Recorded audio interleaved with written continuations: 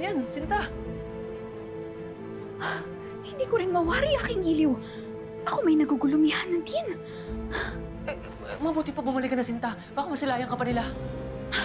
Hindi. Hindi ako babalik hanggat hindi ko napapanayam ang ating apo. Hindi na niya tayo ginalang. Maging ang ating sariling pamamahay. Diyan ka lamang, ha? Naningning, Sinta! Huwag kang magpadalos-dalos! Naningning!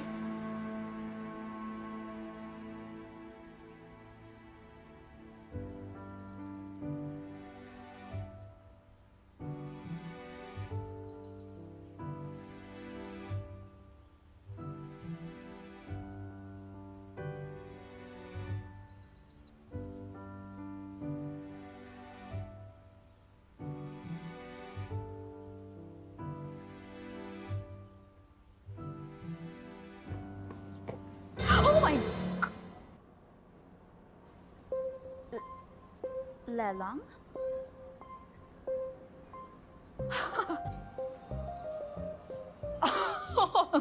No way.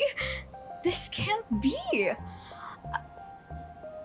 Paano ka nakapasok dito and why do you look like that? Tama ang iyong unang sambit, Iha. Ako nga ang iyong lelang. Ngayon, mag-usap tayong bata ka. Ano ang iyong tunay na pakay sa aking pamamahay? Love, yung... Oh my gosh! Lelang! Siya yung nasa painting, di ba? Ako nga. At ikaw, hindi ka na nahiya. Ni hindi mo man lamang pinagkaingatan ng aking kasangkapan. Hold on. This is ridiculous. This is impossible. There must be an explanation here. Paano naman makakalabas sa isang portrait ang tao, right? Multo nga, love.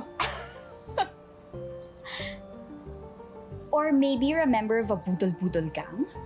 And how dare you copy my lelang? Anong budol-budol ang iyong isinasambit? Okay. There's only one way to find out kung totoo nga to. I-check natin yung portrait. And you are coming with us. Ako ba'y inuutusan mo, aking apo? Ang sarili mong lelang? Sa aking sariling pamamahay? If this is some kind of scam, I swear, ipapakulong kita. Now let's go. Bitiwan mo nga ako. Love!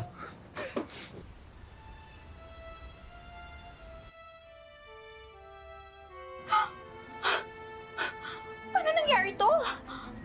Hindi na namin batid kung paano napagtagumpayan ni Luningning na makalabas. Nagsasalita? Buhay! Love, parang nahihilo yata ako. Apo! Love! Aking apo! Nakalabas na ako sa larawan, Sinta! Tunay ka rin yan, aking giliw. Tara na, ipasok natin siya sa loob ng tahanan. Abay, kanina ka pa, iyo. Hindi, wastuyang panay-panay ang hawak at haplos mo sa aming dalaga. Pero tumutulong lang ako magbuhat.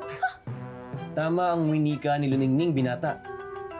Ang isang babae na narapat mong respetuhin. Lalo na ngayon wala siyang ulirat.